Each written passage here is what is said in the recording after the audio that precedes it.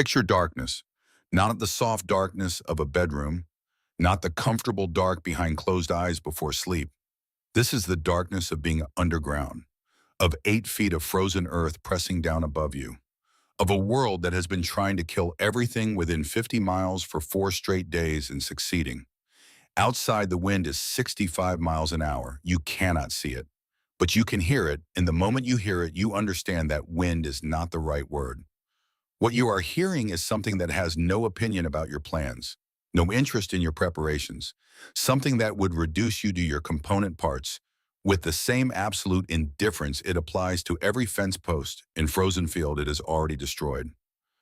That sound is the world. And then inside it light, a single lantern. The flame is perfectly still, not wavering, not guttering. Still because 60 feet of earth and stone and silence stand between it and everything outside that would extinguish it. The glow is amber, steady, warm in a way that feels almost defiant, a warmth that seems to push back against the darkness, the way a living thing pushes back against something trying to end it. A hand moves in that light, a woman's hand, unhurried, stirring the contents of an iron pot. The smell is rabbit stew, dense rooty built for heat and endurance. The hand stirs. The fire ticks. The world outside continues its attempt to end itself. Her name is Mara Holt. She is 23 years old. She's been alone in this space for 4 days. And outside in the town that called her a fool, the town that called her a hysteric and a cave girl, and laughed her out of a public meeting 6 weeks ago, 17 people are going to die tonight. She knows this. She has known it since October. This is the story of how a young widow with $47 and a pickaxe became the only warm person in a town of 200. What it cost her to build the thing that saved them. And what it made her even harder to open the door when they finally came. Go back 6 weeks. Go back to the meeting. Go back to the moment everything changed. October 29th, 1876. Harlow's Ridge, Dakota Territory. The town hall was packed. Not with panic, with the specific comfortable density of a community that has gathered to be told everything is fine and fully expects to be told exactly that. Every family in Harlow's Ridge was there. Farmers and merchants, the blacksmith and the reverend, mothers with infants, and old men who had survived 20 Dakota winters and intended to survive 20 more. They filled the benches and stood along the back walls, and the rooms smelled of wet wool and wood smoke, and the warm collective certainty of people who believe they know what is coming. They didn't, but the evening hadn't revealed that yet. Outside, a premature frost had silvered the edges of the unharvested corn. The geese had left a month early, not drifting south in their lazy autumn way, but flying low and hard like something was chasing them. Several of the older farmers had noticed. Most of them had decided not to think too hard about it. They were here because Alderman Warren Croft had called the meeting, and Alderman Warren Croft had been calling this same meeting every October for 17 years, and every October the outcome had been the same. We are prepared. We will be fine. Warren Croft was a large man, not tall large, wide through the chest and shoulders in the particular way of men who have never missed a comfortable meal, men whose bodies have expanded slowly and confidently over decades of security. He stood at the front of the hall in his good wool coat and his alderman's chain, a thick brass thing that he wore with the same unconscious ease most men wear their names, and he looked out at the assembled faces of his town with the expression of a man who has never been truly surprised. This community, he said, his voice filling the room without effort, has survived every challenge this territory has produced, every drought, every flood, every hard winter. He paused for effect because 17 years of public speaking had taught him exactly when to pause. This winter will be no different. Beside him, Gideon Calloway nodded.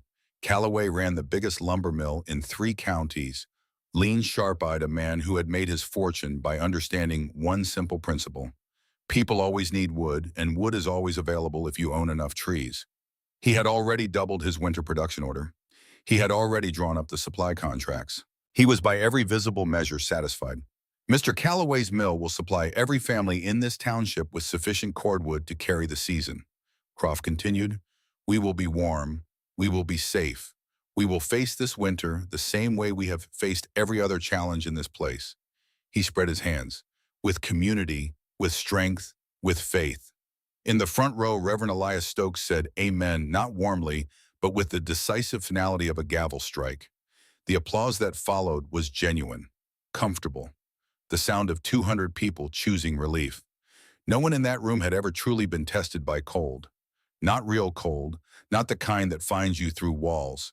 And so none of them had any reason to doubt the man at the front or the stacks of cordwood already growing beside their houses or the simple familiar logic of, we did this last year and the year before, and we are still here. It was a comforting logic. It was going to get people killed. But the evening wasn't done yet.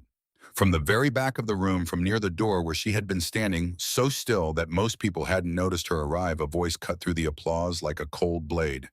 "It won't be enough." 200 heads turned. She was standing by the rear door, and the room looked at her the way rooms look at the thing they didn't account for. The thing that wasn't on the agenda. 23 years old, dark hair pulled straight back, no ornamentation, no concession to the idea that a woman addressing a public meeting ought to look like she's dressed for the occasion. Plain wool dress, worn boots. The posture of someone who has been standing very still for a long time and intends to keep standing. Mara Holt, her husband Thomas had drowned the previous April. A log chain at the river crossing snapped under load, the river doing the rest before anyone could reach him. No children, no family left in Harlow's Ridge. A 3-acre plot on the western edge of town that nobody had ever wanted, too steep, too rocky, south-facing, useless for crops. That was her entire inventory. 3 acres of bad land and a cabin Thomas had built in their first winter. In the collective accounting of Harlow's Ridge, Mara Holt occupied the category of tragic but finished. A woman the town had registered its condolences toward and filed away. She had not, to anyone's knowledge, spoken in public since Thomas's funeral. Until now. Alderman Croft looked at her the way a large man looks at a minor interruption, calculating how much patience to perform, settling on just enough. "Mrs. Holt," he said, the title formal, deliberate. "You have a concern." "A warning," she said, no tremor, no question, no apology embedded in the tone. "And a proposal." She did not wait for permission to continue. This was the first indication to the people who would later look back and try to understand the evening that this was not the impulsive outburst of a grieving woman. This was a presentation. She had been preparing it for 3 weeks. "I have spent the past 3 weeks measuring this land," she said. "The Sandhill crane migration left 40 days early this year. Not gradual drifting, directed flight hard and low the way they fly when something is chasing them. The beaver dams on Tallow Creek are 18 inches higher than any year I have personally observed. And my frost line measurements, I've been taking them every 3 days since August, show the line 3 full inches deeper than this same point last year. Last year was a hard year." The room had gone still, not the applause settling quiet of before, a different kind of still, the particular stillness of a group of people deciding in real time whether to be interested or offended and who haven't settled yet. Mara kept going. "I've been tracking barometric pressure with my husband's instrument since his death. The pattern I'm seeing has one precedent in the records I could find, a Fort Laramie meteorologist's report from 1844. He described what he called the worst blizzard in 30 years of observation." She paused. "The barometric pattern in his report and the pattern I have recorded since September are identical." A long silence. Then she said the part that changed the temperature of the room. "What is coming is not a hard winter. It is a winter unlike anything this town has seen." In the back row, a young man named Jesse Webb had gone completely still. He was 20 years old, a farmhand who worked for 3 families in the township, known for being quiet, known for being reliable, known for the particular quality of a young man who prefers to understand things before he opens his mouth about them. He had been sitting with his arms crossed, watching the speech begin, the way everyone else watched it, with mild, polite skepticism. He was not skeptical anymore. Nobody noticed Jesse Webb. The room was busy looking at Croft and Calloway, waiting for the important people to decide what to do with this. Calloway stepped forward, unhurried, smooth, the expression of a man who deals in numbers and has already run these. "Your proposal, Mrs. Holt," he said with a pleasantness that had a hard floor under it. "Don't leave us in suspense." She held his gaze. "We dig." Silence. "A communal shelter, built into the south-facing slope of the ridge west of town, 8 feet below ground with rammed earth walls and a glazed roof facing south to capture winter sun. The earth below the frost line holds a constant 50 degrees regardless of what the air above it does. Combine that with passive solar gain, and you have a structure that maintains survivable warmth 55-60 degrees without requiring any significant fire. She looked around the room. Without a wood pile at all if necessary. The silence had a different quality now. Not the silence of decision, the silence of a room that has just been handed something it doesn't know what to do with. Croft recovered first. Large men who have held authority for 17 uninterrupted years recover with indignation before anything else. It is the closest tool to hand and the most practiced. A cave, he said, flat, final. You are proposing that the Christian families of this town burrow into the ground like animals. An earth-sheltered structure, Mara said, evenly, without rising to match its temperature. Used successfully in climates far harsher than this one. The physics is documented. The engineering is proven. She let that sit for exactly one beat. The cold does not care whether you accept the principle. Calloway allowed himself a small smile, the smile of a man who appreciates precision enough to enjoy it even in an argument he intends to win. The cost, he said, the labor, the time available. You're describing a construction project that would require what weeks with winter already arriving. He spread his hands. Open, reasonable, the gesture of a man being patient with someone who means well. It's an interesting idea, Mrs. Holt, but it isn't practical. Not this year. A murmur of agreement moved through the room. Mara had expected this. She had been rehearsing responses to these specific objections since the night she made the decision to come to this meeting. She opened her mouth to continue, and then Reverend Elias Stokes stood up. He was thin in the way of the severely principled every calorie examined for spiritual necessity. He had pale, quick eyes that moved with the precise efficiency of a man who has long since finished the work of deciding what things mean and now spends his energy on categorization. He rose slowly with the specific deliberateness of someone who has been waiting for exactly this moment and knows his entrance will be noted. I want to speak to something beneath the engineering, he said. The room gave him silence automatically. It always gave him silence. Mrs. Holt. He looked at her with something that was not quite contempt. Contempt would have required acknowledging her as an equal, but with the careful calculation of a man identifying a category of threat. Your husband was a man of this community, a Christian man, a solid man, but your family, your mother's people, her line. He paused. Your grandmother, Mrs. Holt. Her people were not of this tradition, were they? The room went still in a different way. The specific, loaded stillness of a room that has just been handed a category to use. Mara's jaw tightened. One fraction. She controlled it. My grandmother was Choctaw, she said. Her voice did not change. Yes, this design comes in part from her knowledge. She built 3 of these structures across her lifetime in climates as severe as this one. It is not paganism, Reverend. It is physics. A pause. The earth does not consult a man's theology before it decides what temperature to hold. It is, Stokes said quietly with the confidence of a man who long ago confused certainty with wisdom, heathen wisdom, and I cannot in good conscience recommend that this congregation place its survival in the hands of it. That was the verdict. Not Croft's bluster, not Calloway's efficiency. This 3 words from a thin man in a black coat was the thing that closed the room. Because Croft's objection was about logistics, and logistics can be argued. And Calloway's objection was about cost, and cost can be calculated. But Stokes had handed the room a moral category. And a moral category in Harlow's Ridge in 1876 was a door that locked from the inside. The collective turning away was physical, gradual, complete.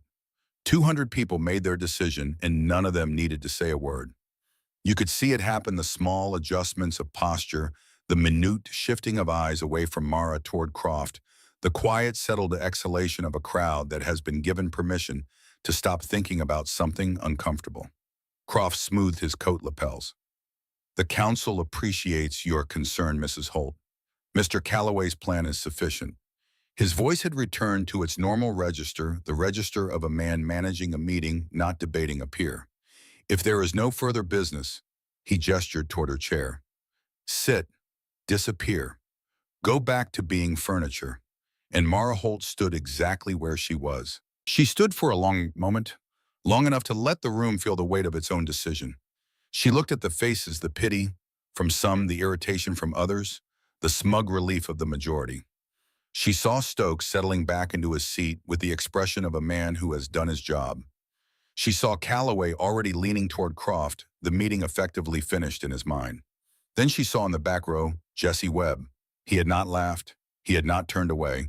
His arms were still crossed, his expression still carrying that careful, unresolved attention, the look of a young man who is not yet certain what he thinks, but knows with quiet stubbornness that he has not finished thinking. Their eyes met for 1 second only. Then Mara looked back at the room. Then I'll build my own, she said. Quiet, not loud, not performed. The specific quiet of a decision that has already been fully made and simply needed to be announced. And when the time comes, God willing, it'll be large enough for more than just me. She turned, she walked to the door. The heavy oak panels closed behind her, with a sound like a period at the end of a sentence the room had written without understanding. In the silence that followed, someone laughed, short, nervous. It was hushed immediately. But the embarrassed laugh has a way of living beyond the moment it's made it travels. By the following morning, it had become a word passed from older children to younger, from schoolyard to supper table to church steps, repeated with the casual cruelty of people who are not yet old enough to understand the difference between a joke and a judgment. Cave girl. They called her the cave girl. Outside the hall, Mara stood in the dark. The season's first real snow was falling. She lifted her face to it, not dramatically, not as a gesture, simply because the cold on her face was real and she wanted to feel real things. One snowflake landed on her cheek. She let it melt. Then she walked home. That night, Mara lit the lantern and pulled her grandmother's cedar trunk from beneath the bed. She had opened it twice in her life. Once as a girl, 8 years old, sneaking her mother's voice already saying, "Don't," before she'd fully formed the thought, and once at her mother's death 7 years ago, collecting the papers and keepsakes that had been left inside. Both times she had found what her mother called Grandmother Rose's drawings. Both times as a child and as a grieving 16-year-old, she had mistaken them for something decorative. Intricate geometric diagrams, detailed and precise, the kind of things she associated with architects or map makers. Not useful to her. Not yet. She understood them differently now. Rose Neshoba, born on the Mississippi border in 1801. Choctaw. A woman who had survived 2 forced relocations and the deaths of 2 husbands, and 5 of the worst winters the Northern Plains had produced in her lifetime, and who had done it in a house that no passerby could quite accurately describe because it was not quite a house in any conventional sense. It was to the rare settler who glimpsed it a hillside that looked different from the other hillsides, a hillside with glass in it. Mara had visited twice as a small child. Both times what she remembered most was the warmth. Outside it was brutal, the kind of cold that enters the body like an argument. Inside her grandmother's house, she had sat in her cotton dress without shivering. She had touched the stone walls and felt them radiate heat like living things. She had thought it was magic. Her grandmother had laughed. "It's not magic, child. It is just common sense that most people have forgotten."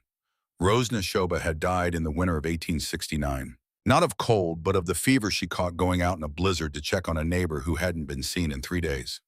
The neighbor had lived. The house had been torn down the following spring by land speculators who saw timber and nothing else. The knowledge it represented went into the cedar trunk and stayed there. Until now.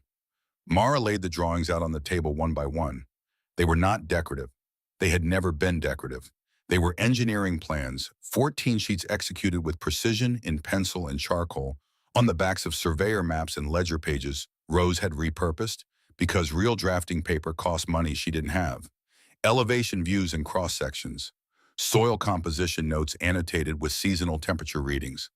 Calculations for roof pitch angle at this specific Dakota latitude derived by hand from astronomical observations Rose had made herself with a quadrant fashioned from wood and wire. Notes in 3 languages, English, French, Choctaw switching between them mid-sentence, the way a person switches between languages when one doesn't have the precise word and another does. A complete materials list, step-by-step construction sequences, the precise dimensions of 3 separate structures, each one larger than the last, each annotated with what Rose had learned from the previous one. Mara read them for 3 hours, and what she felt holding those pages in the lamplight was not wonder. Wonder would have been too light. What she felt was grief. 40 years of proven knowledge. Life-saving tested working knowledge. Sitting under a bed in a cedar trunk, decaying slowly because the woman who built it 3 times was the wrong kind of woman from the wrong kind of people. Because a minister had once said the word heathen, and that word had been enough to bury knowledge that could keep people alive. The anger that came when that grief was cold and deep and not something she intended to perform. She set it down deliberately, the way you set down a heavy tool you need to pick back up later. There was work to do first. At the very bottom of the stack beneath the last blueprint, pressed flat against the floor of the trunk, her fingers found something that wasn't a drawing. An envelope, sealed with candle wax brown with age. On the front, her grandmother's careful, deliberate handwriting, "For the one who will need these, you will know when." Mara held it in both hands. She looked at it for a long time. Then she set it beside the lantern. Not yet. Not yet. There was something she needed to do first, and picked up her pencil and began calculating. She worked until 2 in the morning. Slope angle, solar incidence at this latitude in December, soil composition, depth requirements, load-bearing calculations for a roof that would have to hold several tons of accumulated snow. She converted Rose's Mississippi-derived figures for the Dakota climate, the way you translate a language preserving the meaning while adapting the expression. When she was finished, she had a plan. Not a general intention, a real plan, specific, sequenced, with known dependencies and a timeline, and a budget she had checked against her $47 3 times to make sure the arithmetic was real. She could do it. In 6 weeks with what she had, she could do it. Before she closed the lantern, she wrote 3 words in her journal. Build it large. Not large enough for 1 person, large enough for 15. She had looked at the community shelter design in Rose's drawings, the biggest structure her grandmother had ever built, constructed for 12 families in Mississippi during the worst winter of 1837. It was feasible on her slope. It was within the budget if she salvaged what she couldn't purchase. She wasn't going to tell anyone in this town that the structure was built for 15. They had made their position on her plans abundantly clear, but she was going to build it the right size. When the time came, and she believed with every data point she had collected since August that the time was coming, there would be room. She tucked the unopened envelope into the pocket of her dress. Not yet. She blew out the lantern and went to sleep. The next morning, Mara stopped at her neighbor's fence before she went to the general store. Emmett Drake was 64 years old and had been farming the same 40 rocky acres for 22 years. He was the kind of man the northern plains produce occasionally, not large, not loud, not a man of speeches or public gestures, just deeply, quietly, structurally there.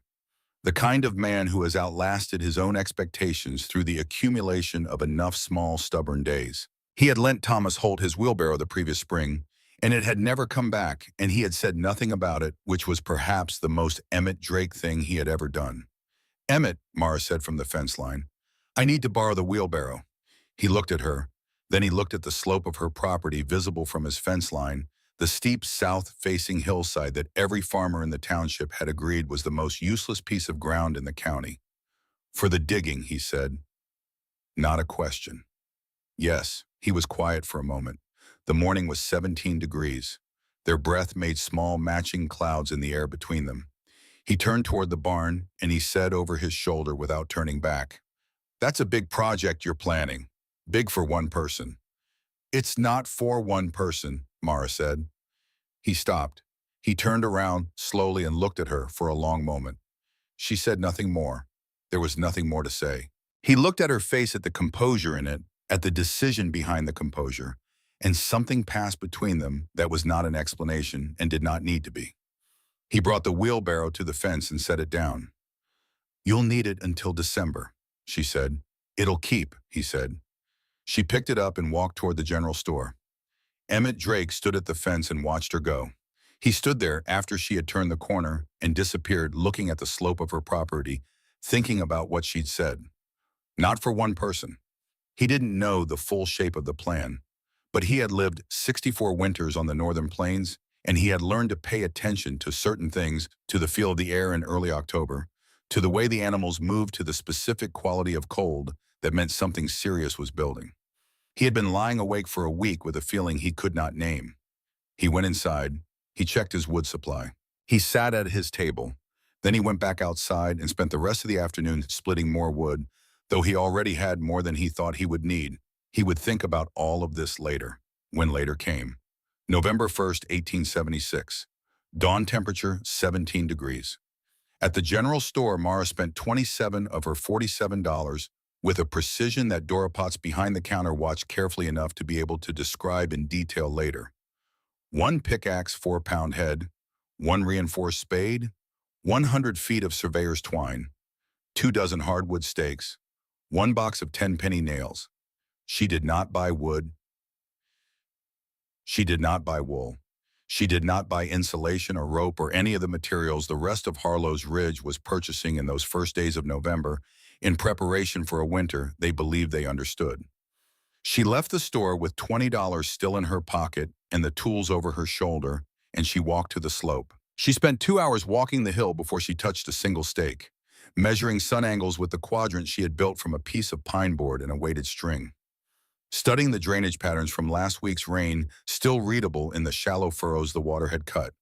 Testing soil at 3 depths with a sharpened stick, gauging compaction and moisture content. She had one slope. She had one shot. She had no margin for choosing wrong. When she found the spot 2/3 of the way up above the water table below the wind shadow of the ridge, she drove the first stake. Then 11 more, the twine running between them in a precise rectangle, 24 feet east to west, 14 feet north to south. She stood inside the outline for a moment. She looked at the frozen grass and rocky soil beneath her, and she tried to see what it would become. Not what it was, what it would be. The earth walls, the stone bench radiating its slow, patient heat, the angled glass above gathering winter sun, the lantern, the pot on the stove, the door that would open when the time came. She could see it. She had always been able to see it. She picked up the pickaxe. She swung it overhead and drove it into the frozen earth. The impact came back through the handle and into her palms, like the earth itself refusing. The frozen Dakota clay in November is essentially ceramic frost has welded the particles into something that treats iron as an inconvenience. The mark she left was no deeper than a thumbnail. She pulled the pick free. She swung again. By noon, she had cleared 4 inches of depth across 1/4 of the rectangle. By sunset, 10 hours in the entire floor sat at 4 inches. Her hands had blistered, broken, and blistered again, a process her body performed so efficiently, it barely paused between iterations. Her lower back had long since stopped registering pain as pain and started registering it as simply the texture of the work at a constant she moved inside rather than against. She walked home in the dark. She passed 2 boys on horseback at the edge of the lamplight district. They saw her, the frozen mud, the tools, the posture of a woman who has spent 10 hours doing something the town has collectively decided is ridiculous. And they said something to each other and laughed. She knew the word they were using. She nodded at them and kept walking. That night at her table, she ate cold cornbread and looked at her ruined hands. This is what day 1 looks like, she thought. There are 46 more. She thought about the letter in her coat pocket. Not yet. She went to sleep. The days that followed were brutal, methodical, and clarifying. Pickaxe, shovel, barrow, haul, dump, return, repeat. The rhythm of it was grinding 140 times a day or more. The same sequence, the same slope, the same cold. The blisters calloused into something tougher than the original skin. The aching back adapted. Her body, which had been protesting the work with everything it had, began quietly without fanfare to become adequate to it. Her shoulders broadened. Her arms hardened. The pickaxe went from feeling like an argument to feeling like a conversation. By the end of the first week, the pit was 4 feet deep. She had moved over 1,400 cubic feet of earth, 1 barrow load at a time. From the road, riders paused occasionally. They looked at the lone figure in the hillside rectangle. They shook their heads. Some shouted comments down into the pit. She did not look up. On the 8th morning, she descended to the pit in the gray early light and found something on the eastern rim. A paper bag. set neatly on the edge. Inside, a half-dozen biscuits, still warm, wrapped carefully in cloth. No note. She looked down the slope. Through the bare November trees, Emmett Drake's roofline was just visible. She stood for a moment looking at it. Then she climbed into the pit, sat on the cold earth floor, and ate one biscuit. It was the best thing she had tasted in a week. She put the others in her coat pocket, picked up the pickaxe, and went back to work. On the 10th evening, she came home, and she opened the letter. She had been carrying it since the night of the blueprints, 9 days against her skin, inside her dress, the wax seal unbroken. Some mornings she had reached for it and decided against it. Some nights she had sat with it at the table and put it back. Tonight felt different. She could not say why. It simply did. She sat at the table, the lantern burning. Outside the first proper wind of November, working at the corners of the cabin. She broke the wax seal. Her grandmother's handwriting inside was smaller than the outside, cramped, careful, the writing of someone who understood that paper had a cost. Rose Neshoba, to the one who opens this, I have built this house 3 times. Once for myself, once to show my daughters, once in my mind for the granddaughter I will not live to see grown. If you are reading this, the 3rd time is yours, Mara read slowly. They will laugh. They always laugh. They laughed at me in Mississippi, and they laughed here. Both winters that followed were the worst in memory. Both times the people who laughed came asking for warmth. I gave it to them. You will too. Not because they deserve it, because that is who we are. She stopped there, read those 2 lines again, sat with them, then read on. There is one more thing you need to know. The 4th time, the time after yours, it will not be one house. It will be the whole hillside. You will see it. I did not live to, but you will. Build it deep. Build it true. Trust the earth. It has never lied to us. Mara set the letter down on the table. The lantern flame was perfectly still. No draft. The cabin tight around her.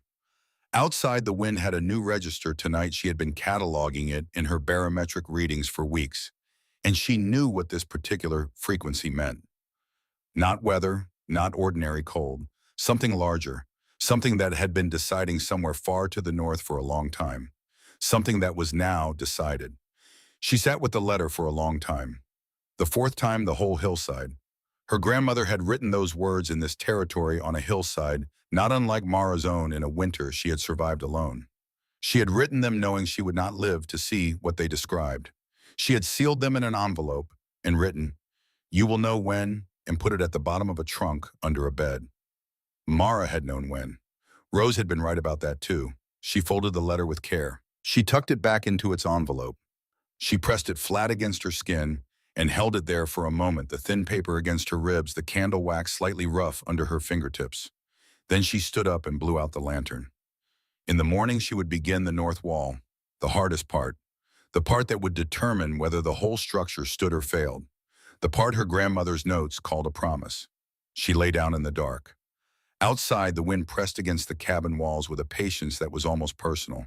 And from somewhere very far to the north, farther than Minnesota, farther than Canada, farther than any place with a name she knew, something that had been building for months was moving south. Slowly, massively, with the absolute indifferent certainty of a force that does not need to hurry because it cannot be stopped. It was coming. And Mara Holt, in the dark, with her grandmother's letter against her skin and 47 days of work still ahead of her, was the only person in Harlow's Ridge who knew. She woke before dawn, not because of a sound, because of a decision she had made in her sleep that her body had already accepted before her mind caught up.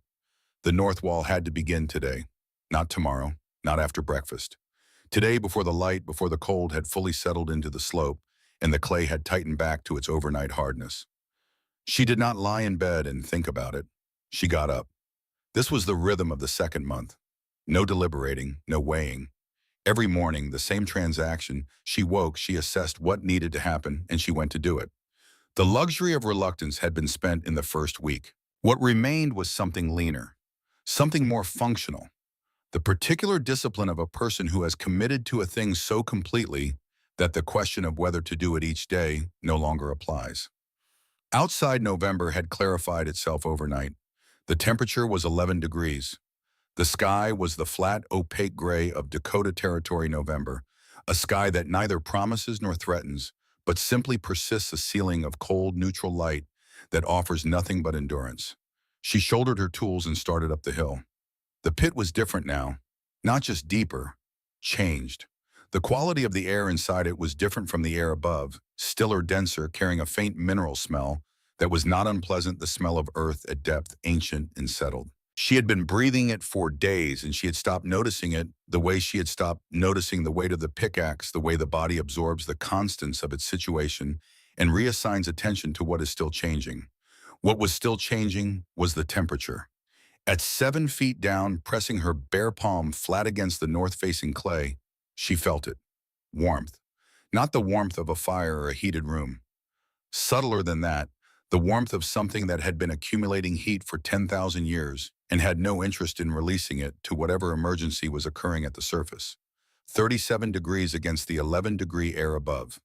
A 26-degree differential, no wood required, no fuel, no labor, just the earth being exactly what it had always been. She held her palm against the clay wall for a long time. This is what she was trying to give them, she thought. Not the drama of surviving a disaster. Just this quiet, inexhaustible patience. The warmth that had been sitting 6 feet beneath their feet every day of their lives through every winter they had ever endured while they burned through forests to generate a fraction of it from above. They had never thought to look down. She picked up the tamping post. The north wall was built in layers, 6 inches at a time.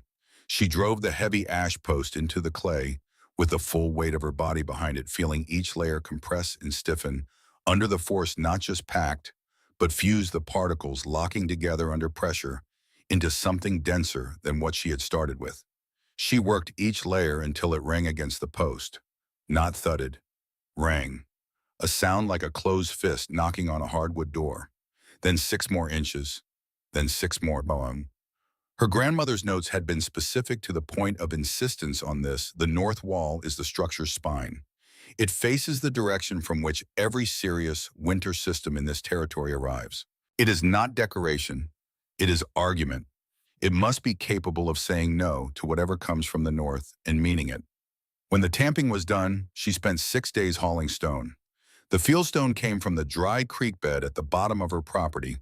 Bread loaf-sized pieces of gray limestone, water-worn smooth, carrying the particular density of rocks that have been sitting in one place long enough to become part of it. 10 stones per barrow load, each load close to 200 pounds. Up the slope across the property line, down into the pit, where she laid each stone in courses against the north wall, each one overlapping the joints of the course below it, clay and water mortar pressed into every gap with her fingers. It grew the way conviction grows, without announcement, one piece at a time, until the morning she stepped back and looked at it and saw that it was done. She knocked on it with her knuckle. A dull bell sound, the sound of something that had made up its mind. She climbed out of the pit and stood at the edge and looked down at her own work and felt for the first time in 3 weeks something approaching satisfaction. Not pride in being right, not relief, simply the satisfaction of a thing done correctly. The wall she had built would outlast the arguments about whether it should have been built at all. Then she heard the horses. 4 men on horseback at the edge of her property line, looking down into the pit. She was too far below ground level to see their faces, but she recognized the voice immediately. It belonged to a 19-year-old apprentice who had been experimenting with cruelty, the way certain young men do, trying on different versions of hardness to see what fit. Mrs. Holt, the voice came down into the pit with the quality of something thrown from a height. Town council says if that thing caves in on you, they ain't liable. Laughter. More than one voice. The particular laughter of a group that has agreed in advance to find something funny. Mara did not look up. She drove the pickaxe into the east wall and pried loose a section of clay and loaded it into the barrow. The rhythm did not break, did not pause, did not acknowledge. She had learned in the first week that indifference was not a defense mechanism. It was a resource management decision. Every moment spent managing other people's opinions was a moment not spent building, and she did not have a moment to spare. After a minute, the horses moved on. She worked until dark. On the walk home that evening, she found a note folded under the wheelbarrow handle. Not sealed, not signed. 4 words in cramped handwriting that she recognized as Emmett Drake's. Looking strong up there. She read it twice. She put it in her coat pocket alongside her grandmother's letter. 4 words from a 64-year-old farmer who had never asked for anything back from the world except to be allowed to keep farming his 40 rocky acres. That was the sum of the support she received from the town of Harlow's Ridge in 6 weeks of building. In the years afterward, when people would ask her what that time had been like, the isolation, the mockery, the sheer sustained difficulty, she would always say the same thing: I wasn't entirely alone. And when they pressed her, she would say 4 words from Emmett Drake delivered anonymously, asking for nothing. People sometimes found this anticlimactic. She never did. She understood the precise weight of a small kindness in a landscape that is offering nothing else. She put the note in her pocket and kept walking. That evening near the Lamplight District on the main road, Jesse Webb was coming the other direction. She had seen him twice since the town meeting. Both times he had paused. Both times he had looked at her hands, her tools, the mud on her boots that no amount of scraping fully removed. Both times something had moved through his expression that she couldn't immediately name. He slowed again now. He looked at her tools. He opened his mouth and then he closed it as if he had started a sentence inside himself and couldn't find where it ended. "Evening, Mrs. Holt," he said finally. "Evening," she said. They passed each other. She didn't look back, but she heard him stop walking just for a moment behind her, and then start again. And she thought, he's still not done thinking. He hasn't decided what to do with what he saw at that meeting, but he hasn't let go of it either. Some people decide fast. Others need to arrive at a thing slowly from the inside out. She noted it and kept walking. November 19th, 3 weeks in, she came down the slope in the gray early light and saw it immediately. The east wall was weeping. That was the word that arrived before she had time to choose one. The section 4 feet wide and 3 feet high was dark with moisture, the clay surface glistening, saturated, gone soft in a way that clay should not be soft at the end of 3 weeks of careful work. At the base of the wall, a thin film of water had spread across the floor, barely visible, no thicker than a coat of paint on wood. She crouched and pressed her fingers into the surface. The clay gave, soft as overworked dough.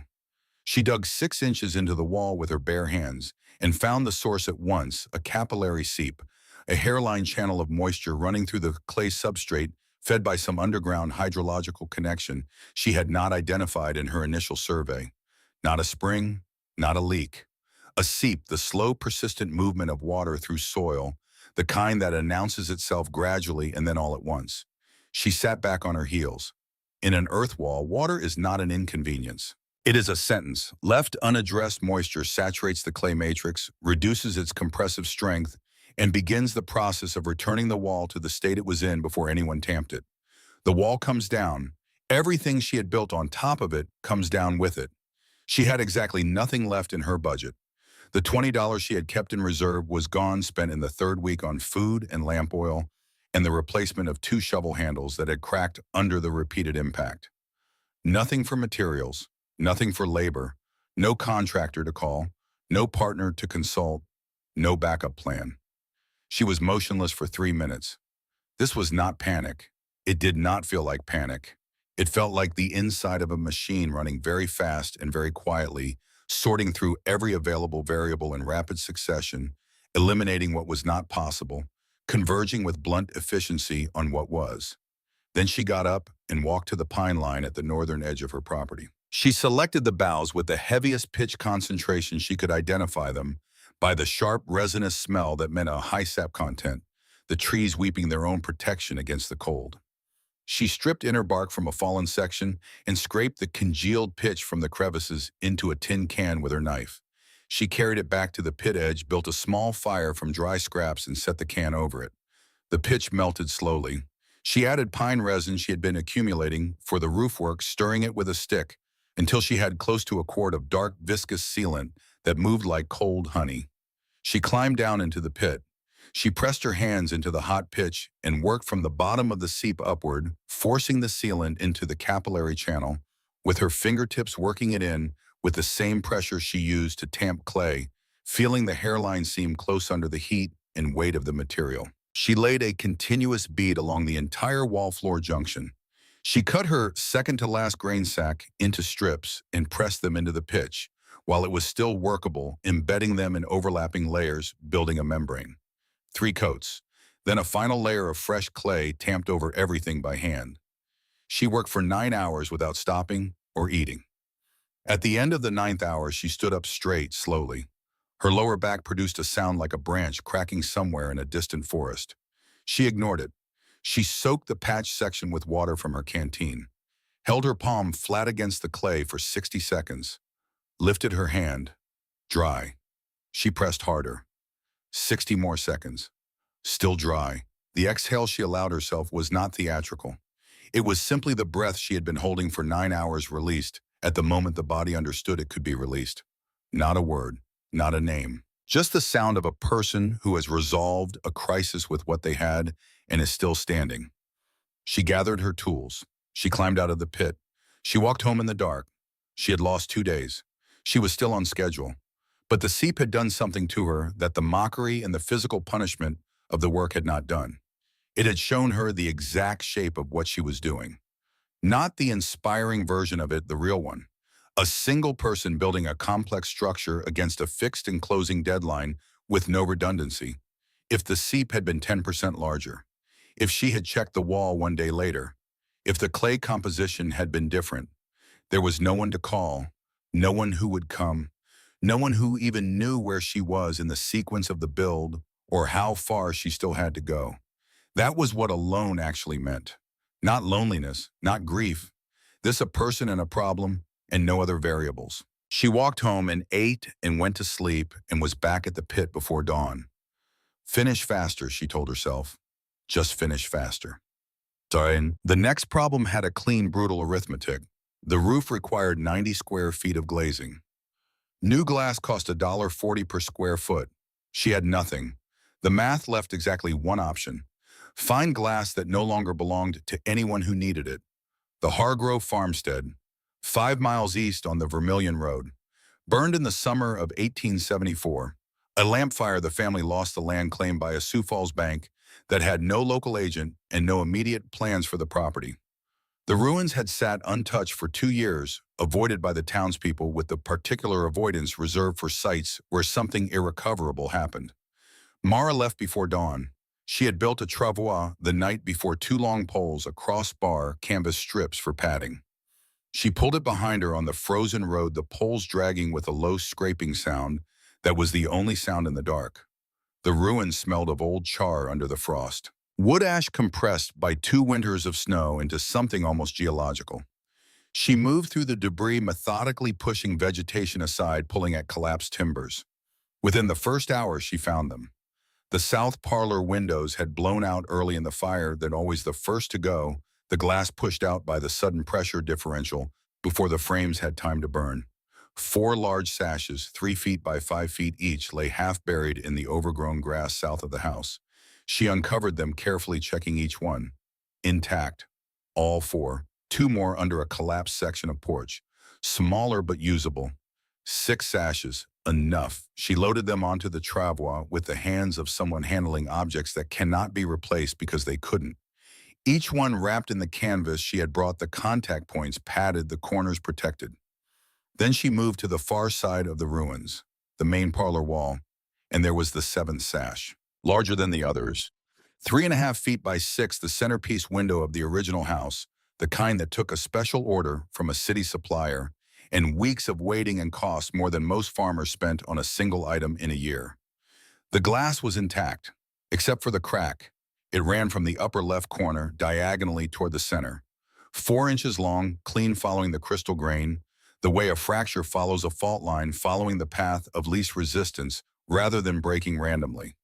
The glass was not shattered, not missing any fragment, but the crack was there, and a crack in structural glazing under the weight of accumulated snow was a real and specific risk. She crouched over it. She ran her fingertip along the length of the fracture. The edges were smooth, stable, not branching, not propagating. It had been sitting exactly like this since the fire, likely 2 years of temperature, cycling and freeze-thaw expansion, and the fracture had not moved. She did the calculation quickly. Without this piece, the south roof face would be incomplete. A gap would reduce solar gain by 20%. 20% at this latitude in December meant 8 to 10 degrees of interior temperature difference on the coldest days. 8 to 10 degrees was the distance between 55 and 45, between survivable and not. She needed it. She took off her coat, her only coat, the one she wore every single day. She wrapped it around the cracked sash, folding the wool carefully over the fracture line, patting it from the road vibration she was about to subject it to. She lashed it to the travois with the remaining canvas strips. Then she picked up the poles and started walking west. 18 degrees, no coat, 200 pounds on the travois, 5 miles of frozen rutted road. It took 6 hours. She stopped every quarter mile and set the load down and rolled her neck and flexed her hands and breathed until the burning in her arms subsided to a level she could manage. Then she picked the poles back up and kept walking.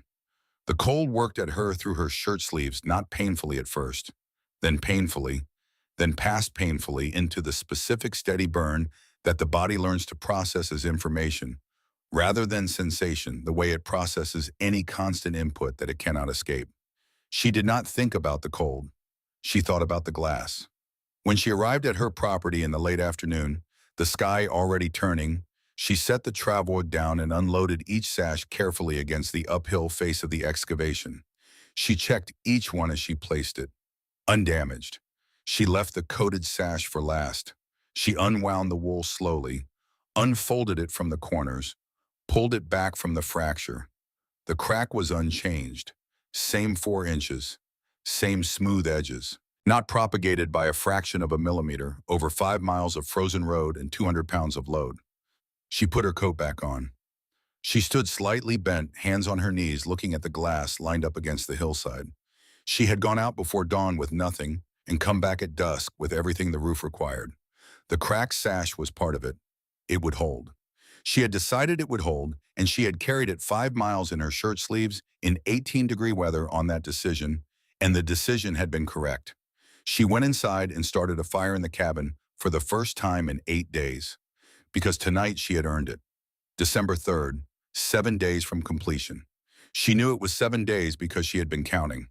The roof frame was built ridgepole set rafters, cut in place the steep 45-degree pitch facing the south glass at exactly the angle her grandmother's calculations specified. The glass sashes were fitted and sealed, every gap packed with pine pitch and cloth until the seams were airtight. The ventilation pipes ran their circuits through the hillside intake low at the south face exhaust high at the ridge, the earth-warmed air moving steadily through the system, the way blood moves through a body quietly without being asked. The stone bench was built. The stove was installed. The floor was packed and sealed. 7 days. She heard the horse before she saw the rider. Deputy Earl Griggs dismounted at her property line. He always dismounted at the property line, a courtesy she noted and had filed under the category of men who understand the difference between doing their job and enjoying it.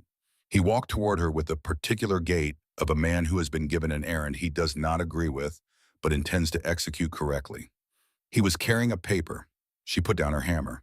He looked at the structure behind her with an expression she recognized, the expression of someone who does not have the framework to accurately describe what they are seeing and knows it and is standing with that limitation rather than pretending otherwise. He looked at the roof angle, the glass, the way the hillside had been shaped around the structure rather than disrupted by it.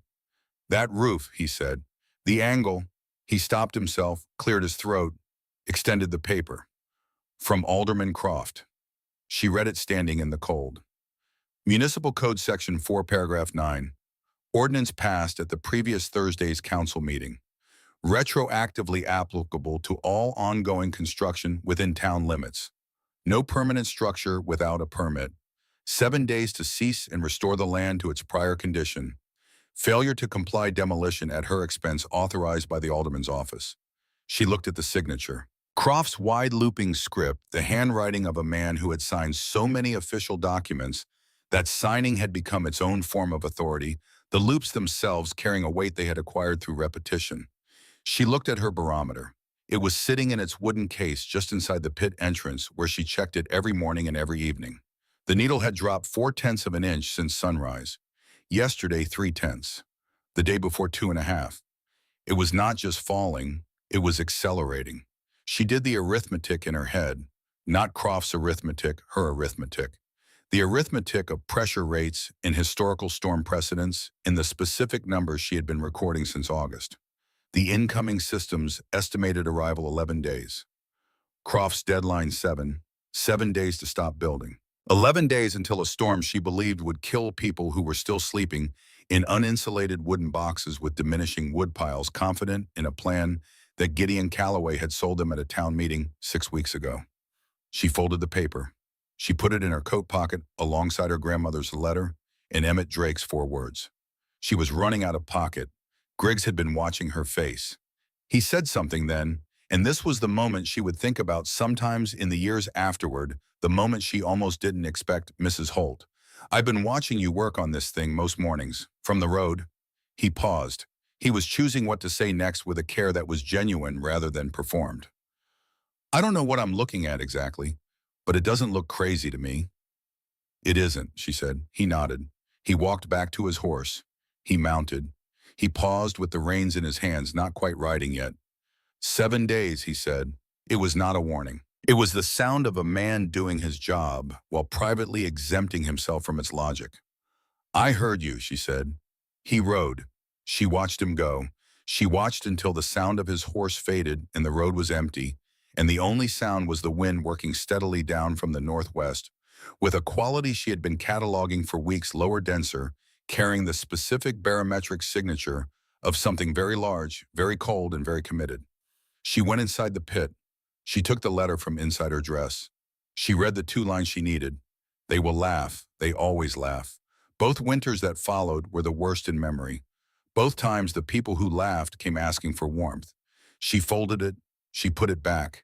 She picked up the hammer. The sound of it driving nails into the final roof sections carried down the slope and across the still afternoon air toward the road. Deputy Griggs, a half-mile distant by then, pulled his coat collar tighter without knowing exactly why, and urged his horse to a faster walk. December 10th, 6 weeks and 9 days after she drove the first stake into the frozen ground. Finished. She did the final inspection by lantern in the evening, moving through the space with deliberate slowness, checking every element against her grandmother's drawings, against her own calculations, against the specific standards she had set for herself in the first week when she had no idea yet whether any of this was going to work. The glass sash is intact, every seam sealed, the cracked sash holding exactly as it had held for 2 years in a field and 6 miles of travois travel and 3 weeks of installation pressure. The ventilation system, she lit a candle stub and held it near the floor intake pipe and watched the flame lean just slightly steadily toward the opening. The earth-warmed air was moving, silently, without assistance. Simply the physics doing what physics does when the conditions are correct. Temperature without the stove, 49 degrees. Outside, 12 degrees. 37-degree differential. No fire, no fuel, no woodpile. Just the earth doing what it had always done, finally given a structure smart enough to receive what it was offering. She lit the cast iron stove. 3 small logs. She sat on the stone bench and waited. 40 minutes later, the stone under her hand was warm. Not hot warm, radiating with the slow penetrating constancy of thermal mass releasing the day's stored heat back into the space. The ambient temperature 61 degrees. She sat with her back against the warm stone, and she felt it moving into her spine, into the muscles that had been carrying 47 days of labor, into the bones of her hands that had driven a pickaxe into frozen earth over 2,000 times. She sat for a while without moving. Below the ridge, the lights of Harlow's Ridge glowed in the dark. Yellow windows, chimney smoke. 200 people in their wooden houses, next to their woodpiles, inside the warm certainty of a plan that Croft and Calloway and Reverend Stokes had sold them in October. She thought about the Denton family, Patrick and Sarah, and their 3 children in their 2-room house on the western edge of town going about the business of November with their stack of cordwood. She knew the Dentons the way you know neighbors in a small town, faces at the general store, names in conversation, the children running past her fence in summer. She had no specific reason to think about the Dentons rather than any of the other families below. She thought about them anyway. She thought about what was coming, and she felt not triumph, not vindication, a clear, specific grief for the distance between what was in her grandmother's trunk and what the world had decided to do with it. For the 40 years of tested knowledge that had sat under a bed. For the town meeting where 200 people had been given the option to live and had chosen for reasons that made complete sense within their own logic to decline. For the wood piles they believed in. For the winter they didn't believe in. She was not angry. She had processed the anger in October, set it down, moved on. What remained was simply the grief. The specific, unresolvable grief of knowing something and being unable to make the knowing matter until the thing you knew had already happened. The cease and desist order was in her coat pocket. Croft's 7-day deadline had passed 4 days ago. Nothing had happened. No second visit from Griggs. No demolition crew. She suspected the accelerating weather had given even Croft pause. Sending men to tear down a shelter in December was a different proposition than it had been in October. She didn't know. She didn't need to know. The structure was finished. Whatever came next, the structure was finished. She moved in over 3 days. Food stores, dried beans, cornmeal, smoked venison, 3 jars of preserved summer vegetables, dried rabbit. She had calculated the calories carefully. 3 weeks of provisions for herself, or 4 days for 15 people if they were careful. Her books, her grandmother's trunk, the blueprints, her firewood, a small stack, 2 weeks of careful use in an ordinary structure. In this one, it would last 6 weeks or more. The thermal mass meant the stove needed to burn for only a few hours to charge the stone bench enough to radiate heat through the night. The earth held the base temperature steady at 49 without any fire at all. Every log she burned was multiplied. On the evening of December 13th, with the outside temperature at -2 degrees and falling, she closed the insulated door for the first time and set the bar across the brackets. The wind rose above her. She heard it as a distant modulation of the deep earth, quiet, not threatening, not frightening. Simply present, a sound that could not reach her. She lit the stove.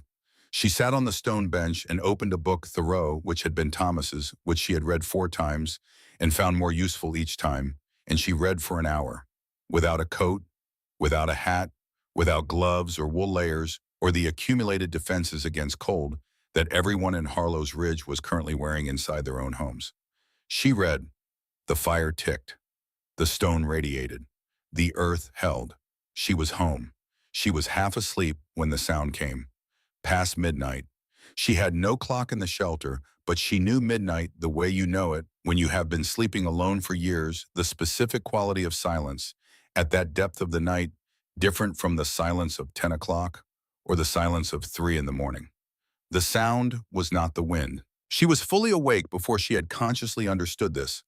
The body had already made the distinction and responded before the mind engaged. She sat up. She was sitting upright in the dark on her bunk with both feet on the floor. She listened. Wind, the tick of cooling stone, the faint movement of air through the ventilation pipe. Nothing else. She got up and moved to the door. She pressed her palm flat against the insulated wood and held it there, feeling through the batting and the pine frame for any vibration from outside. The wood was cold against her palm. Still, she stood for several minutes with her hand against the door. The sound, if it had been a sound, did not come again. She stepped back. She sat down on the bench.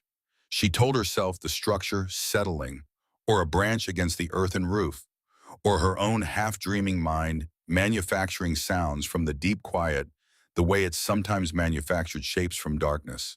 She was almost convinced. Then it came again. Not the wind, not the structure, not anything her mind could explain as environmental or mechanical or random. A human sound, faint, distorted by 8 feet of earth and the layers of the door, but shaped by a human throat. Not words she could make out. The cadence of it, the rhythm of a person calling out in the specific pitch of someone who is not certain they will be heard and is calling anyway because the alternative is worse. She was on her feet before she decided to stand. Both hands on the door bar. She held it there. She did not lift it. The temperature outside was -2 degrees and dropping toward -10. She had felt the rate of pressure change in her ears when she closed the door that evening. The barometer was running out of room on its scale. The wind had been 30 miles an hour when she barred the door. By now it was more. If she opened the door and whoever was out there was not immediately at the threshold, if they were 20 feet away in the dark and the snow, they would not reach her before the cold reached her. The drift against the south face was building. Even finding the door from the outside in that darkness and that wind was not certain. She stood with her hands on the bar for a very long time. She thought about her grandmother, who had gone out into a blizzard to check on a neighbor and come back with fever and died. She thought about the arithmetic. -2 degrees, rising wind, 10 feet of drift. The sound had been faint, faint enough that whatever was making it was not immediately adjacent to the door. Not tonight, she told herself. Not like this. If they come close enough to find the door, I will know. They will knock. They will find the tunnel. But if I open it now for a sound in the dark in these conditions, I might save no one and lose everything. She lifted her hands from the bar. She sat down. She added logs to the stove, 3, not 2 more than she needed, but she needed the heat to stay at 60 for what was coming. She pulled her blanket around her, and she sat with it, and she listened. Nothing came. She sat there until the sky above the glass roof shifted from black to the specific deep gray that precedes dawn in December. 6 hours, she did not sleep. She listened to the silence and she thought about what she had heard, and she did the arithmetic over and over, and every time the arithmetic came out the same: not tonight, not in these conditions. The door stays closed until they are close enough to find it themselves. At first light, she checked the barometer. The needle was pressed against the lower stop of the instrument's range. She had never seen it there before, never seen it close to there. She looked at the reading for a long moment. Then she pulled out her journal and wrote the number down. She wrote the date. She wrote one more line beneath it. It will arrive within 36 hours. Anyone still in a wooden structure when it arrives will not survive it. She closed the journal. She looked at the door. Somewhere above her, in the dark, in the cold, whoever it had been in the night was gone now. Back to their house, perhaps. Back to their woodpile. Back to a plan that had seemed adequate in October and was running out of time. She sat in 60 degrees of earth-held warmth, and she waited for the world above her to finally understand what she had understood since August. It would not be long now. It would not be long at all. Part 3 continues. The storm arrives. The town breaks, and 5 half-dead men crawl through the snow toward a thin wisp of warmth that shouldn't exist. The woman who dug her way to survive Part 3. The woman who opened the door, 5,000 words. 58,000 to 90,000, December 14th, before dawn. The first thing she did when she woke was check the barometer. She had been checking it every morning since August, a ritual as fixed as breathing the first act of each day before food or fire or light. She picked up the lantern. She moved to the instrument's wooden case just inside the south wall. She lifted the glass cover. The needle was pressed against the lower mechanical stop of the scale. She had never seen it there. She had never seen it close to there. The instrument's range extended from the deepest lows recorded in 30 years of Dakota Territory weather observation, and the needle had run out of room. She stood looking at it for a moment. Then she set the lantern down and began preparing.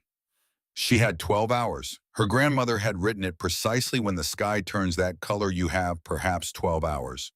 The wind will stop first. Do not be outside when it comes. She worked through the preparation list. She had memorized every seam, rechecked every pine pitch joint, pressed and verified. A week's worth of pre-split wood arranged within arm's reach of the stove.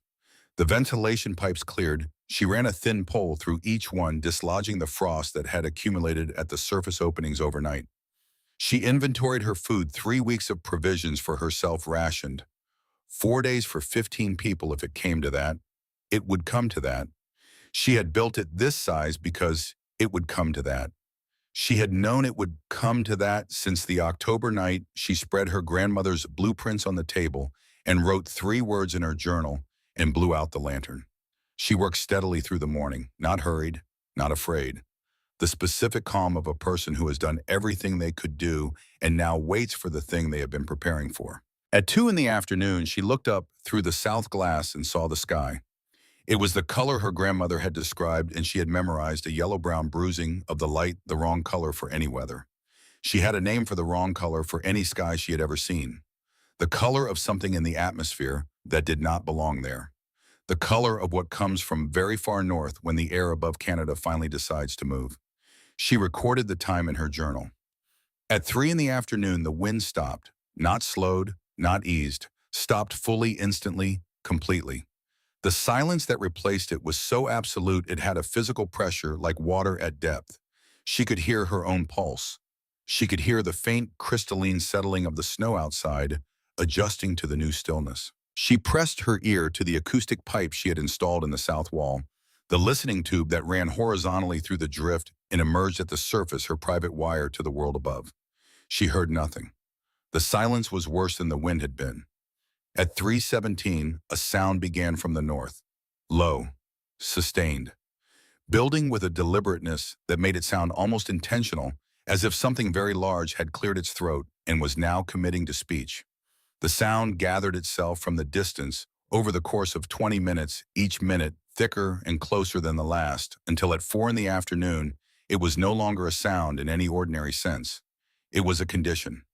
The white death hit the hillside at 65 miles per hour, and the world above her became something that had no relationship to the world she had been living in for 47 days of construction. The temperature dropped 15 degrees in the first 10 minutes, 20 more in the hour that followed. By nightfall, her thermometer mounted just inside the intake pipe where the incoming air gave her a surface reading showed negative 26 degrees Fahrenheit. The wind chill was a number she did not calculate. Some numbers are not useful. Inside the earth lodge, the storm arrived as a harmonic, a low vibration in the timber joints, a new register in the intake pipe's constant note. The temperature inside dropped 4 degrees as the thermal system absorbed the new exterior conditions and began the slow recalibration of its equilibrium. She lit the stove. 3 logs. She sat on the warm stone bench and waited. 90 minutes later, 60 degrees. She ate. She read. She wrote in her journal. It arrived as predicted. Everything is performing as calculated. I am well. The question now is when they will come and whether they will come in time. She looked at the door. She added one more line, I will be ready. Day 1 inside the storm. She had built the acoustic pipe in secret during the final week of construction, not because she expected to use it, but because the person who builds for 15 people and says nothing about it is also the person who installs a listening pipe and says nothing about it. Preparation is not a performance. It does not require an audience. She pressed her ear to the opening in the morning and heard wind. Only wind. A sustained, modulating fury that contained within it precise information about velocity and direction and temperature, all of which she recorded in her journal. The storm was running at full intensity, no human sounds. She sat back and put more wood on the fire and made tea. She was not afraid. This surprised her a little. She had expected fear. She had planned for it the way you plan for a tool you might need, had already decided how she would manage it, how she would keep it functional, rather than let it become paralyzing. But it hadn't arrived. What she felt instead was something calmer than fear and more durable, a settled, concentrated alertness. The alertness of someone who has done the preparation and is now present for the event. Day 2. The wind was unchanged. The temperature outside was still negative 26. She checked the pipes, ate a measured breakfast, and sat down at the table with her journal and a pencil and began to write. Not entries, letters. She wrote to her grandmother first. Not a grief letter she had written those years ago and put them down. This was a technical letter, precise and methodical, describing every decision of the construction, the site selection process, the soil assessment, the north wall's tamping sequence, the capillary seep, in its repair, the cracked glass sash, and why she had taken it anyway. The pitch of the roof, the angle calculations at this latitude. She wrote in enough detail that anyone with basic construction ability could replicate the structure without her present. Then she wrote to Thomas. Brief, just a few lines. She told him about the stove. She told him the stone bench was warm. She told him she thought the structure would outlast both of them, which was the only kind of permanence that had ever made sense to her. She put the journal on top of her grandmother's blueprints in the trunk and closed the lid. The knowledge was in 2 places now. Whatever happened next, it was in 2 places. Day 3. She was at the acoustic pipe in the morning when she heard something that stopped her breathing. A human voice. Not close, not words, just the specific frequency of a human throat, the timbre of it, distinct from every meteorological sound she had been cataloging for 2 days, cutting through the wind's register for 3 seconds before the wind consumed it. She held her breath. She listened for 10 minutes without moving. Nothing further. She sat back. Her heart was moving faster than it should have been. She pressed her hands flat against her thighs and held them there until the rhythm steadied. Whoever it was, wherever they were not at the door. They were somewhere above on the hillside, too far from the structure for her to open the entrance and reach them in those conditions. Opening the door now would mean opening it to negative 26 degrees and 65 miles of wind per hour for an unknown person at an unknown distance. She stood at the door with both hands on the bar. She made the calculation clearly without flinching. The drift against the south face was 10 feet deep. The person above her could not find the door in whiteout conditions in those seconds. She would not save them. She would only join them. Wait, trust the structure. When they come close enough to find the door, you will know. She stepped back. She added 3 logs to the stove and kept the temperature at 60 degrees and sat very still with her hands in her lap and looked at the door. She kept herself very present because the alternative, the spiral of imagining who was out there and what was happening to them, would cost her the composure she was going to need when the time actually came. She waited. Day 3 passed. Nobody knocked. Day 4 of the storm, and the world above her finally broke. Mara did not know this yet. She was underground in 60-degree warmth, eating a breakfast of cornmeal and dried fruit, checking her supplies with the calm efficiency of a person managing known resources against a known duration. Above her in the town of Harlow's Ridge, the Denton family had been found. Patrick Denton and his wife Sarah and their 3 children, discovered that morning by a neighbor who had finally forced himself to check despite the wind pushing through the drift that had buried their connecting fence, finding them in the cold interior of the house that was supposed to protect them. All 5. Still, the last of the cordwood had run out 3 days earlier. They had burned the furniture, the chairs, the table, the children's bed frames.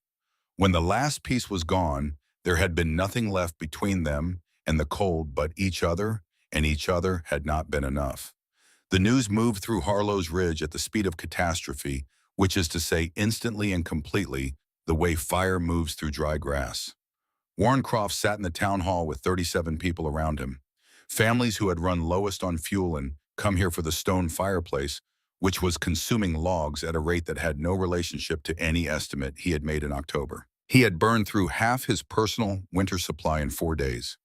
The faces around him, his neighbors' people he had governed for 17 years. People who had trusted him, looked at him with expressions he had no framework for. Not accusation, something more devastating than accusation. Bewilderment. The bewilderment of people who had done everything they were told to do and found it was not enough.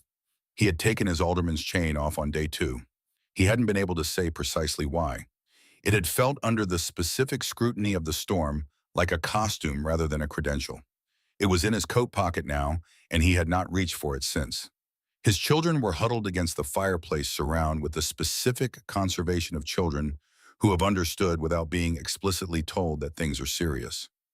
He looked at them. He felt for the first time in 20 years of public confidence the specific quality of plain animal fear, not the fear of losing authority or reputation, but the fear of a creature whose situation has exceeded its capacity.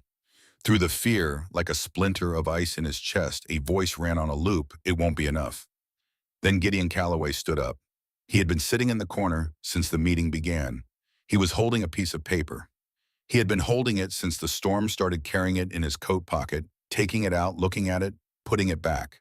4 days of this. 4 days of carrying the specific weight of knowing exactly what this paper contained and what his choice in September had done.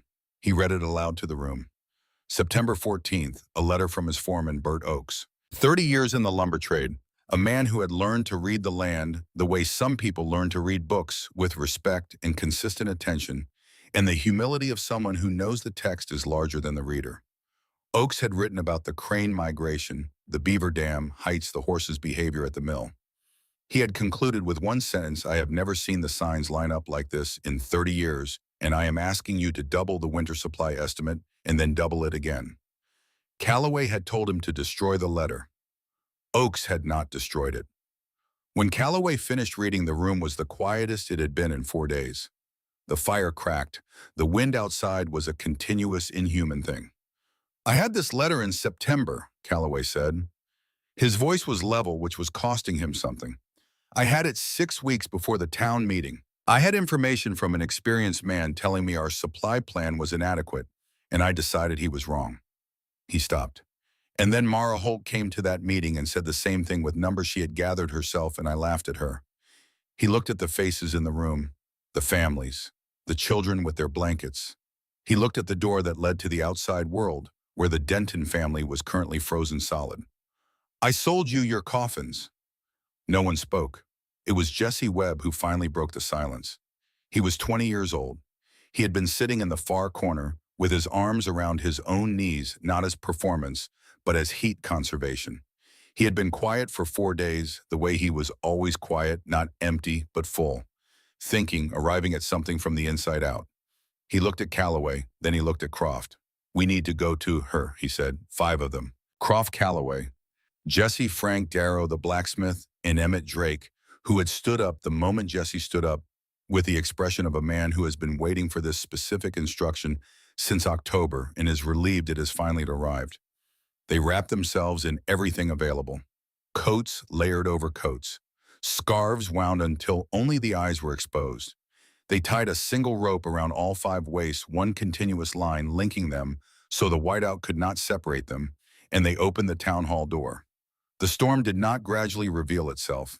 It was simply there all at once, total and absolute, a physical force that knocked Calloway back a step before he had finished stepping through the doorway.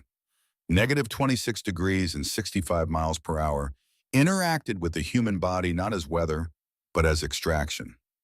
The cold did not simply surround you. It drew out your heat with the focused efficiency of a mechanism finding every gap in every layer and occupying it before you could respond. 600 yards, 2 hours. They did not walk. Walking was a theory. In practice, they fought for every foot bent double against a wind that had no interest in negotiating, pulling the rope taut between them as the man ahead disappeared into the white within 3 feet of distance. Calloway went down the first time 40 yards from the hall, his long legs finding no purchase on the wind-polished snow surface, his body hitting the ground with a weight that was also a statement. Frank Darrow pulled him up without speaking. Calloway went down again 100 yards further. Darrow pulled him up again. Croft moved on his hands and knees for the final stretch.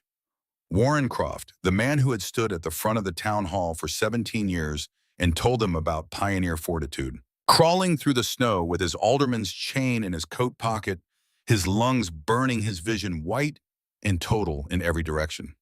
The cold was doing something to him that was not only physical, it was removing things, not just heat the other things, the certainty, the 17 years of accumulated authority, the comfortable architecture of a man who has never been seriously tested by the thing he was routinely confident about.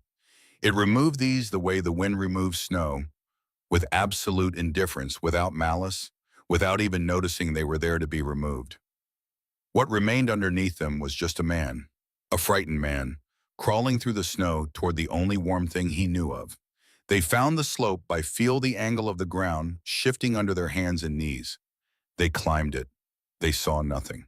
The hillside was a smooth and featureless white 6 weeks of construction, buried without a trace under 10 feet of accumulated drift. The wave of despair that moved through the group had a physical quality like a drop in temperature. Then Jesse Webb stopped crawling. He was looking at the crest of the drift, scanning it slowly the way a person scans when they are looking for something specific and have trained themselves to look past the obvious absence toward the detail that matters. They are barely clearing the top of the snow. A thin metal pipe, just the tip of it almost invisible, the exhaust vent of a ventilation system built 6 weeks ago by a woman they had decided was insane.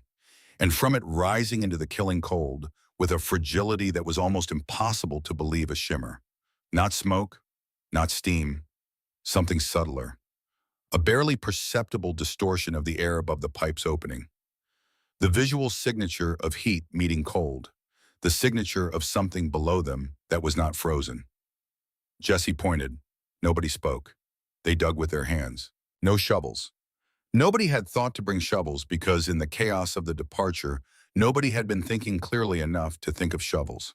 They used their hands, plunging them into the drift and pulling the packed snow back, working with the frantic, focused energy of people who have been given a reason to believe there is something worth reaching for and who intend to reach it before their hands stop functioning.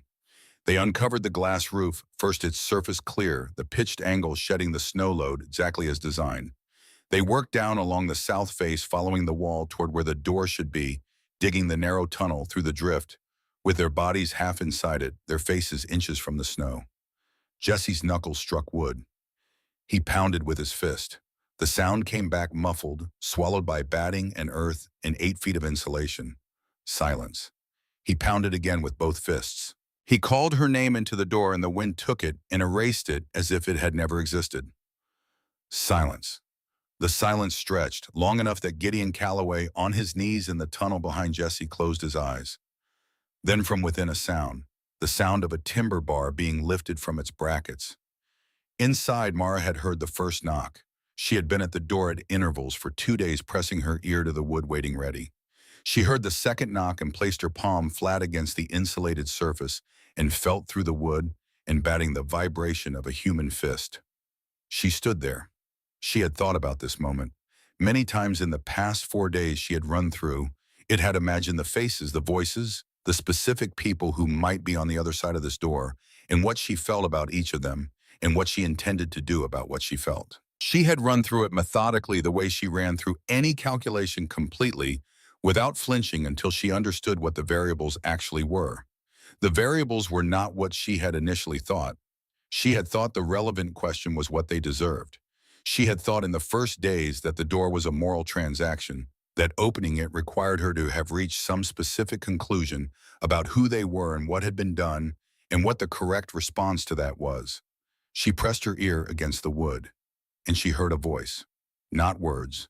Just a human sound distorted by layers of insulation and earth and the wind above. The specific frequency of a human throat in distress. The sound a person makes when they are calling out into a storm, not certain they will be heard calling anyway, because the alternative is silence. She could not tell whose voice it was. She could not tell if it was a voice that had ever been kind to her. It could have been Croft's voice, the voice that had gestured her back to her seat.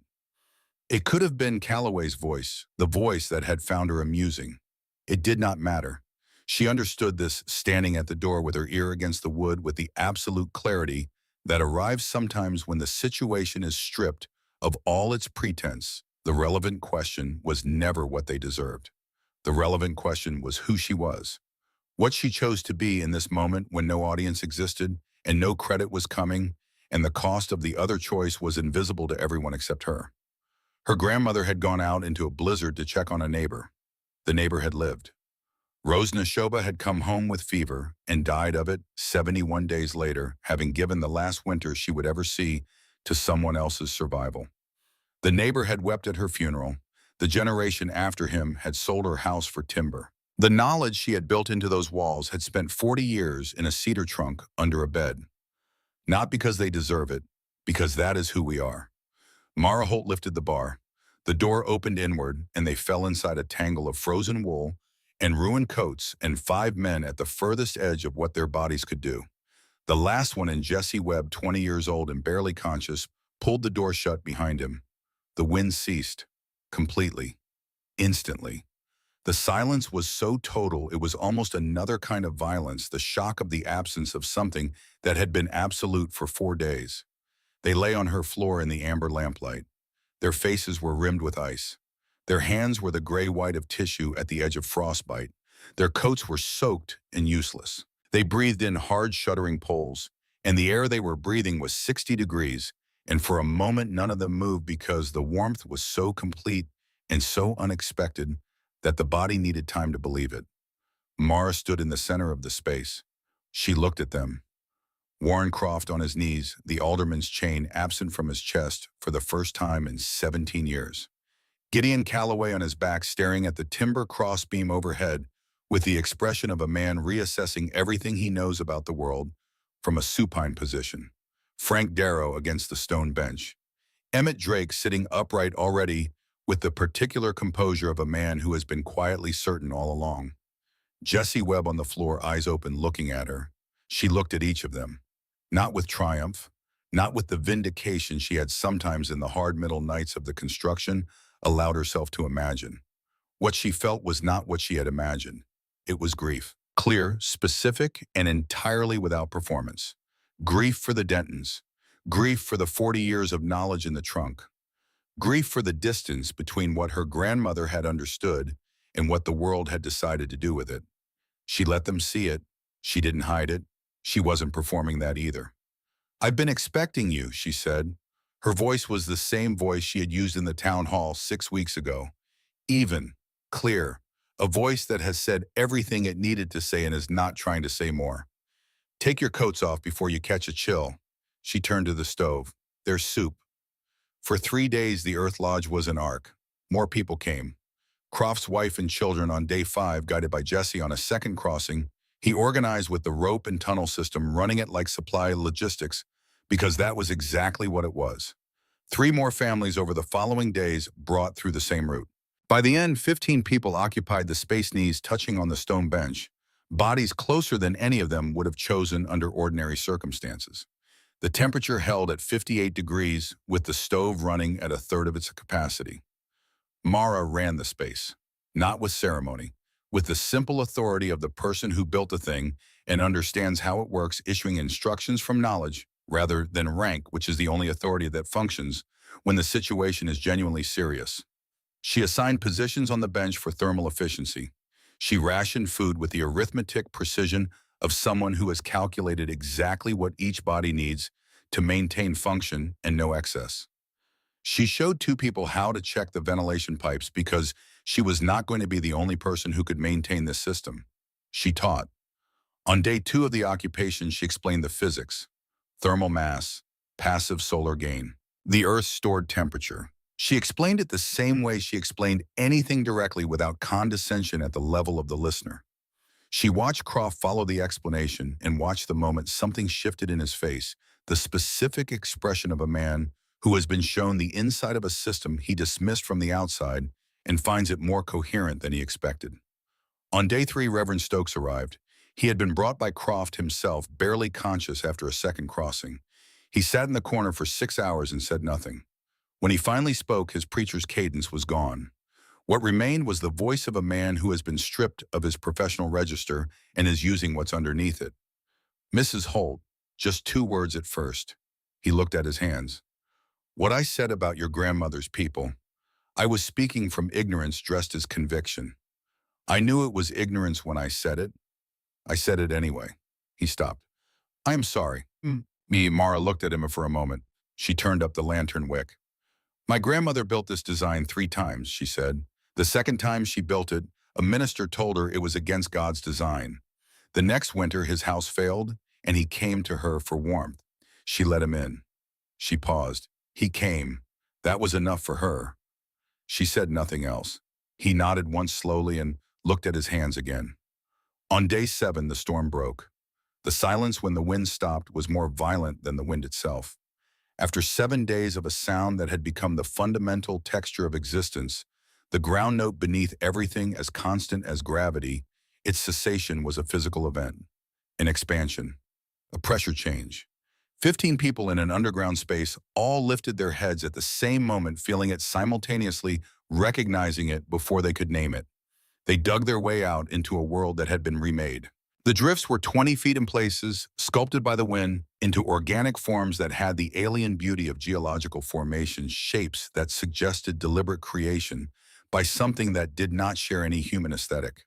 The sky above was a blue so clear and saturated it seemed like the sky was overcompensating for the past 7 days. The sun hit the white surface and returned a light so total it was painful. Harlow's Ridge was a ghost town. The search took 3 days. They went house by house, family by family. They found the Dentons already known. They found Henry Marsh in his bed under a frozen quilt. They found the Coopers and the Bells, and on the 3rd day, the Taggart family, parents and 2 children, in the corner of their kitchen, where they had been burning the kitchen table when the table ran out. 17 people, nearly a fifth of the town, dead inside the houses that were supposed to protect them. Gideon Calloway stood over the first family they found and wept. In the open, without stopping, without trying to manage it or qualify it or reduce it to something more dignified. He stood over them and wept, and Emmett Drake, who was 71 years old and had buried 2 wives and 3 children and understood something about loss that most people in the group did not, put a hand on Calloway's shoulder and left it there. Jesse Webb did not stop moving for 3 straight days. He organized the accounting of survivors, managed the logistics of shelter, and food and fuel, guided people between structures with the rope and tunnel system he had perfected during the storm. He worked with the quiet, absorbed focus of someone who has discovered the work they were made for and intends to do it completely. But he was 20 years old, and on the evening of the third day, sitting alone at the edge of the search area, with the last light fading over the white hills, he put his face in his hands. Nobody saw this except Mara, who was walking back from the east edge of the property. She stopped. She stood there for a moment looking at him. She sat down beside him in the snow. She did not speak. She sat there with him in the cold until he lifted his head. "I should have said something," he said. "After the meeting, I should have done something." "You came," she said, "in the storm. You're the one who looked for the pipe." He didn't answer. She looked at the ridge, at the glass face of the Earth Lodge catching the last winter light, at the hillside she had surveyed in October and staked out in November and dug into for 6 weeks alone. "The time we're given isn't always enough," she said. "You use the time you have." She stood up. She brushed the snow from her coat. "Tomorrow we start the accounting. I'll need someone who can manage numbers." He looked up at her. "That's you," she said. She walked back toward the lodge. He sat there for another moment. Then he got up and followed. April 1877, 4 months after the storm. The thaw had done its slow work through February and March, revealing the full extent of what the winter had taken. Not just the dead, those had been found and counted in December. The structural damage, the food stores lost, the animals, the calculations of what rebuilding would require and what the community had left to do it with. 4 months of rebuilding and accounting, and the specific difficult labor of looking at your own decisions clearly. Without the comfort of extenuating circumstances, because the storm had removed all extenuating circumstances. It had removed the arguments and the justifications and the layers of civic language that decisions accumulate around themselves over time. What remained was simply what had been decided and what it had cost. The meeting was held on the south slope of the ridge next to the Earth Lodge. Nobody had suggested an alternative venue. The town hall's roof had partially collapsed under the snow load, the same snow load that the Earth Lodge's 45-degree glass roof had shed cleanly by design through every day of the storm. The town hall was being rebuilt. The meeting was on the slope. They sat outside in April sun. The ridge above them, the glass face of the Earth Lodge below. The slope that everyone had agreed for years was the most useless piece of ground in the county. Warrencroft stood before the survivors. He was thinner. Not just physically, though he was that. Thinner in the way that certain experiences leave people when the experiences are large enough and honest enough, some layers removed, some architecture dissolved the person underneath more visible than they have been in years. The alderman's chain was in his coat pocket. He had not worn it since day 2 of the storm, and standing here now in the April light, he found he had no particular desire to put it back on. He looked at Mara Holt. She was sitting in the front row. Not the back where she had stood in October, with her plain dress and her composed stillness waiting for her turn to be dismissed. The front. "I was wrong," he said. "No preamble, no committee language, no civic scaffolding. We were wrong, we were certain and proud, and we refused to listen to knowledge that was greater than our own, and it cost 17 lives. 17 people I knew. People whose children are sitting here today without their parents because I made a decision I called good judgment, and it was arrogance." He looked at her, directly, the way he had not looked at her in October when she was speaking. "Mara Holt warned us. She built what she said she was going to build alone with $47 in 6 weeks. She opened her door to us when she had no obligation to. She kept 15 people alive." A pause, his voice steady but only barely. "We don't ask your forgiveness. We haven't earned that right. We ask for your guidance. Help us rebuild. Not as we were as we need to be." The slope was silent. Then Mara stood. She reached into the bag beside her and drew out a roll of papers. She set them on the table, a makeshift table, 2 sawhorses, and a plank, the kind of furniture that gets built in the aftermath of things, and unrolled them flat. Blueprints, detailed and complete. An elevation view, a cross-section, a site selection, guide, a materials list with quantities and sources, a construction schedule broken into 8-week phases. Drawn with the same precision as her grandmother's drawings because she had learned precision from her grandmother's drawings. The room looked at them, Then the room understood what it was looking at, a communal earth shelter, large enough to house every remaining family in the township. Sited on the same ridge 50 feet east of the existing structure on a slope Mara had surveyed the previous autumn before the October meeting, before the town meeting, before the dismissal, before the cave girl, before 6 weeks of solitary labor in a storm that killed 17 people. I drew these in October, she said, before the meeting, before any of this. She let that sit. She watched the understanding move through the faces in front of her the moment each person arrived at what it meant. She had never been building only for herself. The single structure she had built was the proof, the thing she could point to and say, this is what I am describing, this is what it does, this is what it cases and what it weighs and what temperature it holds on the coldest night. She had offered the larger version in that hall in October. They had refused it, so she had built the prototype first. Come see that it works.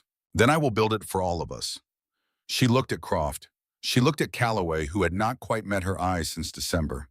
She looked at Jesse Webb standing at the back of the group with the expression of a young man who has spent 6 months arriving at a place and has finally arrived. Construction begins Monday, she said. I will direct it. You will build it. Nobody objected. Nobody laughed. The summer of 1877 was spent digging. Under Mara Holt's direction, the people of Harlow's Ridge built a communal earth shelter on the south-facing ridge large enough to house every remaining family in the township. They built it with rammed earth walls and south-facing glass roofs and stone benches that absorbed heat through the day and returned it through the night. They built it with ventilation systems running their silent circuits through the hillside and mortar joints pressed by hand, and a thermal mass capable of holding 50 degrees through the coldest night without any fire at all. They built it with shovels and pickaxes and calloused hands and the specific focused attention of people who are learning something they know they should have learned before. Men and women and children, working the same slope where a lone figure had worked 6 weeks alone the previous autumn, visible from the road, mocked unacknowledged building anyway. Mara taught them everything. She taught them how to read soil composition before driving a stake, how to tamp clay in 6-inch layers until it rang against the post, how to identify pitch concentration in pine boughs by smell, how to lay stone courses so each overlaps the joints of the course below, how to set a roof pitch for this latitude in December, how to seal a glass seam with pine pitch and cloth until it holds against wind, pressure you cannot quite imagine until you have been inside it. She taught them what her grandmother had taught her and what her grandmother had spent 30 years refining and what a minister had once called heathen wisdom and a reverend had stood up in public to condemn. She taught it plainly, without ceremony, without vindication. They learned. By the end of August, the communal shelter was complete. The first night they all slept in it, Emmett Drake sat on the stone bench with his back against the warm stone wall and looked at the amber lantern glow on the earth's ceiling and said nothing for a long time. Then he said quietly to no one in particular, she was right. Nobody else said anything. Nobody needed to. They did not call her the cave girl anymore.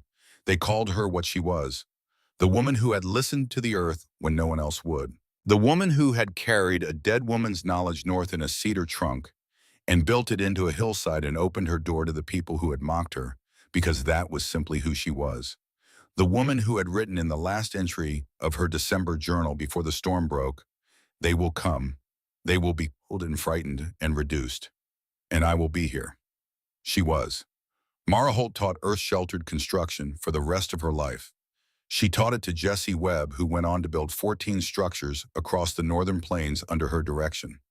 She wrote in the final decade of her life a technical manual on passive solar construction, the first published work in the architectural literature to explicitly name the Choctaw origins of these principles. She dedicated it to Rose Neshoba. She lived to 71.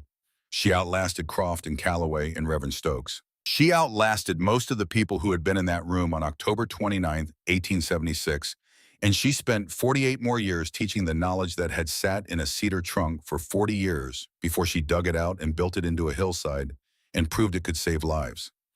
She is buried on the south-facing slope of the ridge, a few feet from the place where she drove the first stake into the frozen ground on the morning of November 1st, 1876, with a pickaxe and a plan and $47, in the composed certainty of a person who has done the calculation and understands what it requires. The grave is unmarked. The hillside is the marker. There is a particular kind of person who is right before the world is ready to hear it, who knows a thing and carries it forward alone in the face of every social signal that says the knowing doesn't matter, that the right answer from the wrong person does not count. Who builds the proof anyway? Who keeps the door at 60 degrees and opens it when they come? Rose Neshoba was that person. She built the knowledge 3 times and was laughed at twice and fed the laughing people through the winters that followed. Mara Holt was that person. She built the proof alone and opened the door and spent 48 more years making sure the knowledge would not end with her. The earth remembers everything. It remembered the warmth stored in 6 feet of Dakota clay through every winter Harlow's Ridge had ever endured. It remembered the woman who looked down instead of up and understood what was there. It remembered the trunk and the blueprints in the sealed envelope. For the one who will need these, you will know when. It holds these things the way it holds heat, quietly, without being asked, for as long as it takes.